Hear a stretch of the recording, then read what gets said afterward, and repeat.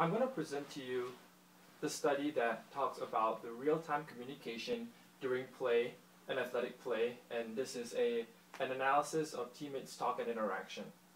The goal of this study is to critically analyze the effect of team communication on athletic performance and also to offer some suggestion to coaches and players. Now, before we go into the actual study, it is important to understand the differences between real-time reporting and self-reporting. The researchers have chosen to use real-time reporting based on a few limitations that self-reporting presents. The first limitation that self-reporting presents is the prevalence of personal biases. This will cause the data to be biased and also to render it unusable. Another limitation of self-reporting is that it does not reflect the type of communication that happens in an actual real-time athletic situation. As a result, the researchers have chosen to use real-time data because it allows for a more empirical analysis. This real-time data reporting has been given the term conversation analysis, which allows a systematic analysis of recordings and transcripts of the actual situation and then analyze it for real-time communication. Now, the researchers have chosen to use the sport of netball, the game of netball, as the vehicle of this study. And one of the reasons why they chose netball is because netball is a very unique sport that relies a lot on communication. And if you are unfamiliar with the game of netball, it is a sport that's played by women in England and most Commonwealth countries. And this right here is the layout of the court. As you can see, there are 3 different sections of the court, as well as the 2 semicircles, which are called the goal circles. Now, the blue and the red marks are indicative of the positions that players take on in this game. You can see that positions are limited and restricted only to move around in certain areas of the court. As such, when the ball traverses around the court, there needs to be a lot of communication between the players to help direct the teammates. I have to mention that netball is a sport that's somewhat a combination of basketball and handball, so there's no dribbling, and there is a shooting into a hoop, but it doesn't include a backboard. So some of the key positions in netball are the center. So the center can go anywhere on the court except for the 2 shooting circles. The wing defense, these are players who operate in the defensive 2/3 of the court. And the goal defense, they can operate within the same 2/3 of the court, but they are allowed to enter the shooting circle. Now you have also the goalkeeper who operates only in the final defensive third of the court and the shooting circle. If you notice, most of these positions here are defense, and that is because the researchers have chosen the defensive game as the measurement to measure the effectiveness and outcomes of athletic performance. And that is because in netball, once the opponent gets into a shooting position, there really isn't anything else that the defense can do, because as you can see here, the defender has to stand a certain distance. I believe it's about 1 feet away from the shooter, and they're not allowed to jump until the ball is released from the shooter's hands. And so, in order to measure defensive success, the researchers have put a criteria that if the opposition is denied a shooting opportunity, then the defense has been successful. Now, since we're talking about communication, it's also important to categorize communication such that when the researchers code the data, it would be standardized. The first kind of communication that happens on the court are tactical messages. So these are used to direct the teammate to wherever they need to go to move to a certain position on the court. For example, go left, go right. The other form of communication could also help the teammates to know when to mark a certain player, whether it's a switching of defensive responsibilities on players, or whether it's a player's waiting at the back and needed to be marked. Also, it is a way to communicate to the team to employ a certain strategy that has been practiced. The next form of communication are motivational messages.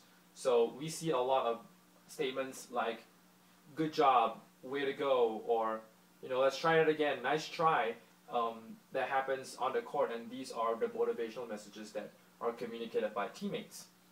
Now, the third section, third category of communication, the researchers dubbed as other, and this could be communication that does not have to do with any defensive play, and sometimes the researchers have given apologies as part of it because it has no impact on the defensive play. And we also have none as a category when no communication is given. Now, the first section of the study is a use of descriptive analysis. So the researchers will sit down and tally every time verbal communication occurred during a play. And this is matched with either a successful defensive play attempt or an unsuccessful defensive attempt. So we can see the results of this descriptive analysis show that higher frequencies of talk or verbal communication did not result in successful defensive attempts, which was contrary to popular belief that the more you talk during play, the more successful you will be. And this is one of the reasons why that the researchers gave as to why this is so, is because when the defense is in a crisis mode, it requires more communication, but you're already in a crisis situation. Also, most of this communication were motivational. So you see a higher frequency of teammates encouraging each other when they have made a play that failed in preventing a shooting opportunity. Now, next up we have, as opposed to the descriptive analysis, we have the conversation analysis. In this analysis, the researchers coded and analyzed every instance of communication, and this included verbal or non-verbal communication. And non-verbal communication could mean gestures, eye contact, body posture, and even movement. So everything is being recorded in this section of analysis. And the results of the analysis are given in 3 different findings. The first finding is failing to allow for a teammate's different orientation to action produce problems of communication. Simply put, the instructions and the communicative messages given to the teammates were not specific to the orientation of the recipient.